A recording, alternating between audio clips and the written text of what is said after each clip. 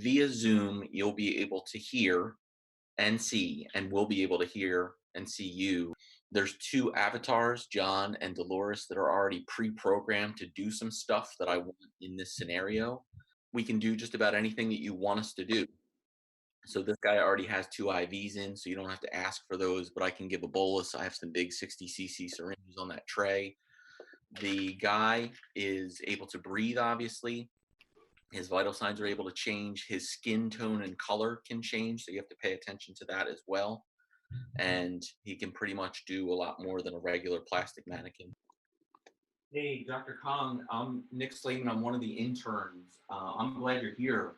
This guy is coding, and we need your help down here in the ER on feet. And the dad said he slipped, and he fell off the roof onto some garbage cans. How long have we been doing CPR? So this is about 2 minutes. We're ready for a pulse check if you want to pause compressions, John. Yeah, let's do that. All right, I'm feeling at the femoral. I don't feel any pulses. Okay, and he's not breathing, not responsive. Let's resume CPR. Yeah, let's get a dose of epi ready. An epi, and I have a flush. He's like adult sized. I think we could just do like 0.5 milligrams of epi. Okay, I'm gonna plug that into IV. Pushing epi. All right, can we get like an oral airway in on him? Yeah. I'm gonna step up and put that in for Dolores. Here's his oral airway. All right, tongue seems to be out of the way. She's gonna resume bagging. And let's get intubation materials ready as well. You said you already sent off labs. You said you sent off the CBC and CMP. He's kind of adult size, so let's get a 6.0 cuff DT tube and a MAC4. Okay.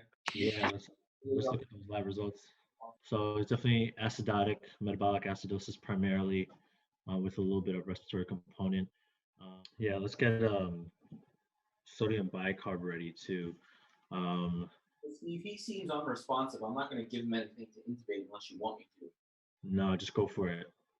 Yeah, let's do another dose of epi and resume compressions. All right, epi. I think there might be a pneumo on the X-ray, like maybe a right-sided tension pneumo. Yeah, you're right. Let's get ready to do a needle decompression on the right side. Okay. I have a long Furman needle here. Where do I put it? So go mid-clavicular in like the second or third interspace. What side? On the right side. Right. Okay, yeah, sure, right side. All right, so you said mid-clavicular where?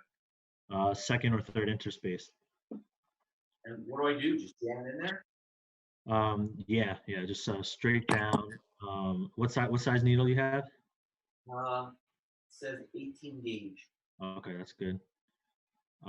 Is it attached to a syringe? There's like air leaking out. Okay, that's good. I feel like his color is getting a little bit better. Okay. Can you listen to his chest to see if you hear breath sounds on both sides? Yeah, let me listen. He looks a lot pinker. Okay, let's do a pulse check as well. Yeah, pulse CPR and his pulse. Yeah, he's got a pulse. He's got a sat. Okay, that's good. All right, let's pause there. And I'll take the headset off and we'll discuss. All right, Steve, good job. So tell me what your thoughts were. Tell me what you were thinking. And John, if you can hear me, can we pull the graphic from behind the blood gas up to the front? Well, so first I wanted like a brief history. So, you know, you told me a 17-year-old with a trauma. And how do you identify who's going to give you that history? Because there is a risk that you say, what's going on here? And you get 20 different people giving you bits and pieces, some of which may or may not be accurate. So how are you going to sort through that as the first thing in a mock code or a real code? So if I had a code where there were multiple people and I wasn't sure who was doing what, I would first introduce myself and then I would ask who's in charge, and it sounded like he was in PEA, so I went down that pathway. Now, originally you wanted pads because you wanted to defibrillate him. Why did you want that? Why did you go that direction first? I didn't necessarily want to defibrillate. I just, I think just sort of, I think it's a good habit to just have the Zoll pads on. Yep. And there's multiple benefits to those Zoll besides the ability to defibrillate, also rhythm analysis.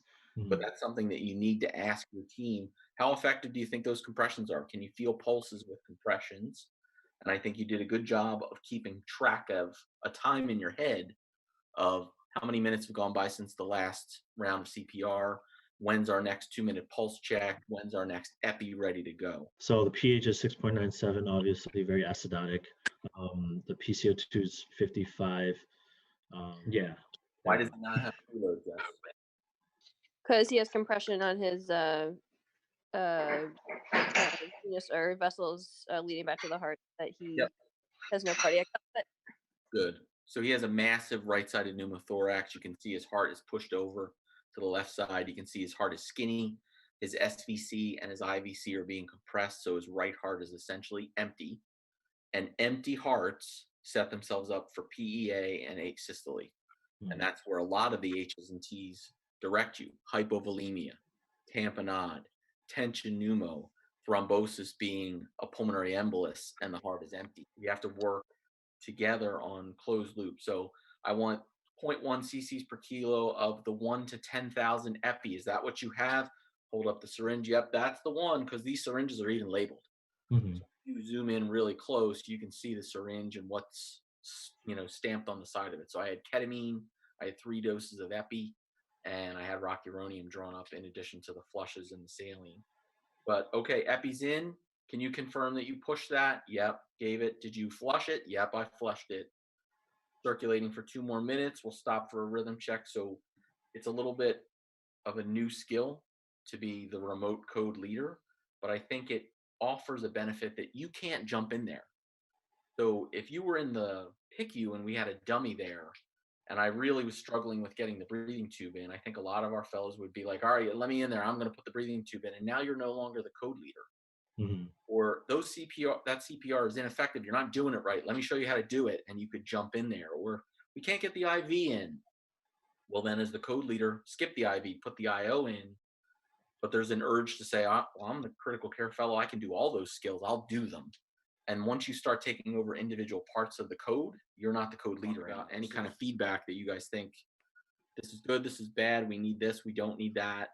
If this were a code, I should say like X, or like as you pointed out, the closed loop communication, because obviously we want to all work together as effectively as possible. So I think whether or not, like, if Steve's in charge, like telling him, like, let's go through our H's and T's, like, given this history, it's like most likely a tension pneumo. Let's make sure we get that X-ray and have all our tools to move forward with that. Give volume, as you said. So you don't have to take over, but you can certainly communicate with closed loop communication to the leader. You just don't want to distract them while they.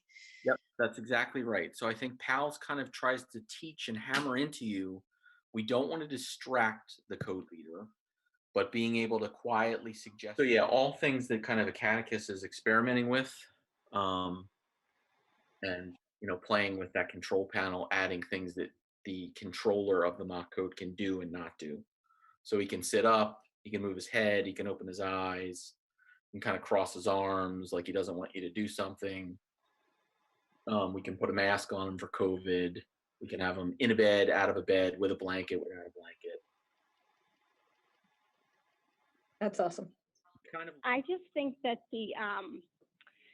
this format really forces you to really be skillful with your communication. And I think that is so important in the success of a code. And I think even senior intensivists walk into codes, and part of it is we want to do things because we know we can intubate and we're doers. Yep. And so you're so effective as a leader or as a member of the team when you're really, really clear with your instructions and your communication. And I think this really forces you to do that. Mindy, what you said also reminds me of that exercise from boot camp that we did where you like the code leader is blindfolded and then you have to rely on communication to get through it. It has that element with this remoteness that you have to really rely on your communication because you can't be there or step in and do things like directly, but also you can't see as well as you would in a normal circumstance.